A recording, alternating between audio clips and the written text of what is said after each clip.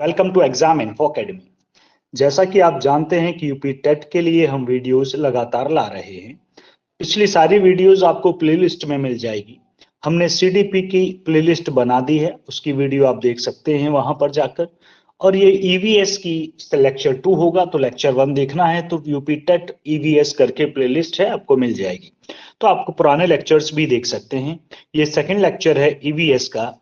EVS मतलब पर्यावरण अध्ययन बोलिएगा, एनवायरमेंटल स्टडीज है ये। और इसके पहले चैप्टर पढ़ रहे हैं हम, पर्यावरण मतलब एनवायरमेंट एंड इकोसिस्टम। 20 क्वेश्चंस हम एक वीडियो में लेकर आते हैं। आप चेक कीजिए आपके कितने सही हैं। कमेंट सेक्शन में बताइएगा कि 20 में से आप कितने सही कर पाए। पेन पेपर ले लीजिएगा, हमसे पहले करने की कोशिश कीजिएगा। चूंकि 20 क्वेश्चंस हम पहले लेक्चर में करवा चुके हैं, तो 21 to 40 यहां होंगे। हैं 20 क्वेश्चंस ही। चलिए, पहला स्क्रीन पर आपके सामने आ रहा है, आप देख पा रहे होंगे। 21st क्वेश्चन है, पृथ्वी का अपमार्जक कौन है? 4 ऑप्शन यहां दिए गए हैं। जीवाणु व कवक, मैं बोल देता हूं, मृदा व जल, पशु या फिर पक्षी। 4 ऑप्शन आपके साथ हैं।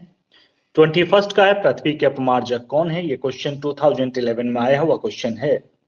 यूपी यूटेट उत्तराखंड में आया है। तो इसका जो सही उत्तर है वह है जीवाणु और कवक। तो हमसे पहले टिक लगाने की आप कोशिश कीजिएगा। क्वेश्चन नंबर 22 पर हैं इस वक्त हम। निम्नलिखित में से आप स्क्रीन पर देख पाएंगे, निम्नलिखित में से जैविक घटक है कौन है? पादप है, मृदा है, वायु है या फिर जल है? यह क्वेश्चन भी यूटेट उत्तराखंड 2011 में आया है। इसका सही उत्तर है पादप।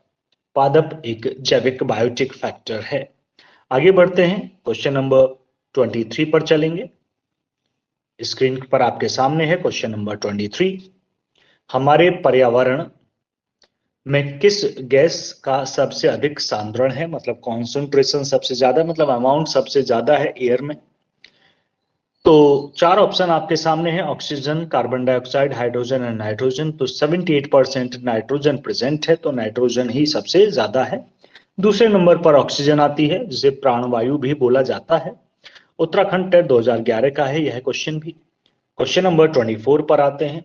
कौन जीवीय कारक नहीं है? इनमें से कौन बायोटिक फैक्टर नहीं है?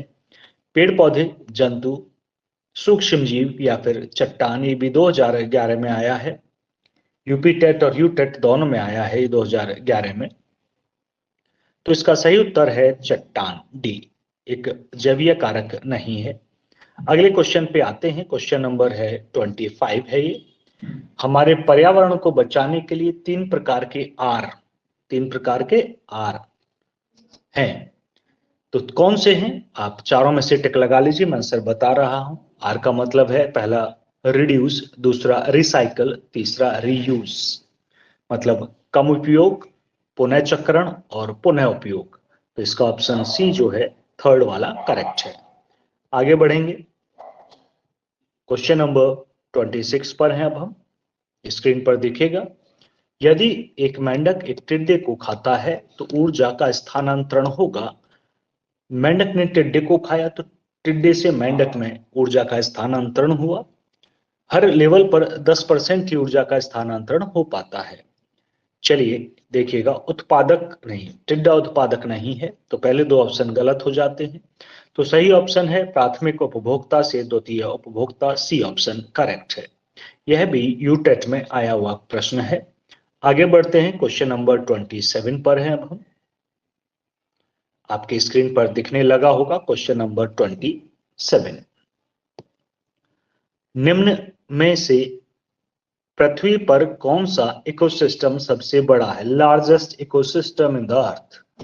पहला ऑप्शन है रेगिस्तान, दूसरा है समुद्र, तीसरा है वन और चौथा है कृषि भूमि। तो जो करेक्ट उत्तर है वह है, आपको पता चल गया होगा, पृथ्वी की सबसे बड़ी भूभाग पर समुद्र है, तो समुद्र ही सबसे बड़ा इकोसिस्टम है, समुद्र। तो बी ऑप्शन करेक्ट है। यह भी यूटेट में 2013 में दिखाई दिया था क्वेश्चन। क्वेश्चन नंबर 28 पर है, मानव पर्यावरण संबंध एक डैश संकल्पना है, ऋणात्मक, धनात्मक, संज्ञानात्मक, यानी में से सभी। यूटेट का ही यह प्रश्न है। तो इसका सही उत्तर है धनात्मक, पॉजिटिव। आगे बढ़ते हैं, क्वेश्चन नंबर 29 पर है। किसी खाद्य श्रृंखला की प्रथम कड़ी सदैव हरे पादप होते हैं, क्यों होते हैं? ये विस्तृत रूप से फैले होते हैं, ये मृदा से जुड़े होते हैं, वे सूर्य के प्रकाश से वायुमंडलीय CO2 के स्थिरीकृत करते हैं, उनमें जड़ें होती हैं। ये भी यूटेट में 2014 में लिया गया है, 14 से लिया गया है, माफ कीजिएगा। तो सही उत्तर है सी, ये सूर्य के प्रकाश से में वायुमंडलीय CO2 का स्थिरीकरण करते हैं और खाना बनाते हैं, फूड प्रोसेस करते हैं, ग्लूकोज बनता है। क्वेश्चन नंबर 30 पर है, ह्यूमस निर्माण में कौन सहायक है? 4 ऑप्शन आपके स्क्रीन पर नजर आएंगे, उत्पादक, अपघटक, उपभोक्ता या इनमें से सभी। अगर मुख्य सहायक पूछा होता तो हम अपघटक पर होते, लेकिन इसमें मुख्य सहायक नहीं, कौन सहायक हैं? तो सभी सहायक हैं, सहायक तो सभी हैं। तो डी ऑप्शन पर हम जाएंगे, यह भी यूटेट 2014 में आया हुआ प्रश्न है। अगले क्वेश्चन पर चलेंगे, क्वेश्चन नंबर 31। पर्यावरण अपघटन के कारण उत्पन्न होने वाले परिणामी खतरों में शामिल हैं। पहला ऑप्शन है भूस्खलन, दूसरा है बाढ़, सूखा, तीसरा है वनों में अग्नि दुर्घटनाएं, या चौथा है ये सभी। तो पर्यावरण अपघटन के कारण होने वाले परिणामी खतरों में शामिल है बाढ़ और सूखा, क्लाइमेट चेंज। अगले क्वेश्चन पर पहुंचेंगे, 32 प्रश्न है। इस पेपर का 12वां प्रश्न हम इसे बुला सकते हैं। स्क्रीन पर है आपके सामने, पर्यावरण जागरूकता को बढ़ावा देने के उद्देश्य में निम्न में से कौन सी प्रतियोगिता का आयोजन किया जाता है? एक महत्वपूर्ण क्वेश्चन है और एक थोड़ा डिफिकल्ट सा पार्ट है, आपको याद है या नहीं हमें नहीं जानकारी है, लगाइएगा टिक। पहला ऑप्शन है ग्रीन ओलंपियाड, दूसरा ऑप्शन है वन महोत्सव, तीसरा है पर्यावरण संबंधी प्रदर्शनी, चौथा उत्तर है पर्यावरण दिवस समारोह। एमपी टेट में पूछा गया है 2011 में। तो इसका जो सही उत्तर है वह है ग्रीन ओलंपियाड, पहला ए ऑप्शन करेक्ट है, ए। चलिए आगे बढ़ते हैं, क्वेश्चन नंबर 33 पर है हम। क्वेश्चन नंबर 33 कहता है, स्कूलों में पर्यावरण के प्रति जागरूकता लाने हेतु छात्रों की मानसिकता में बदलाव लाने में कौन सी रणनीति कारगर सिद्ध होगी? पहला ऑप्शन है खेल प्रतियोगिताओं का आयोजन, दूसरा है पाठ्यक्रम में बदलाव तथा गैर शैक्षिक तथा रचनात्मक क्रियाकलापों को शामिल करेंगे, या फिर परीक्षा लेंगे, परीक्षा के माध्यम से संबंधित है, या फिर इनमें से कोई नहीं। ये भी एमपी टेट 2011 का ही प्रश्न है। तो इसका जो सही उत्तर है वह है बी ऑप्शन, सेकंड ऑप्शन, पाठ्यक्रम में बदलाव तथा गैर शैक्षिक तथा रचनात्मक क्रियाकलापों को शामिल करेंगे। आगे बढ़ते हैं, इनमें से कौन एक पर्यावरण समस्या नहीं है या पर्यावरण समस्या नहीं है? तो कोई सी भी टिक लगाइएगा। पहला ऑप्शन है जल का विनाश, दूसरा जल का संरक्षण, तीसरा वनों की कटाई, चौथा भूमि अपरदन। तो जल का विनाश तो निश्चित रूप से ही एक समस्या है, लेकिन जल का संरक्षण तो कोई समस्या है ही नहीं। और जब कोई समस्या नहीं है तो पर्यावरण की भी समस्या नहीं है, वो तो समस्या ही नहीं है। यह भी एमपी टेट 2011 में आया है। 34th ही क्वेश्चन था, 35th पर हैं अब हम। इनमें से कौन मानव पर्यावरण का एक घटक नहीं है? भूमि, धर्म, समुदाय या फिर परिवार। इसमें जो घटक नहीं है दैट इज धर्म। धर्म मानव पर्यावरण का एक घटक नहीं है। आगे बढ़ेंगे क्वेश्चन नंबर 35 के बाद से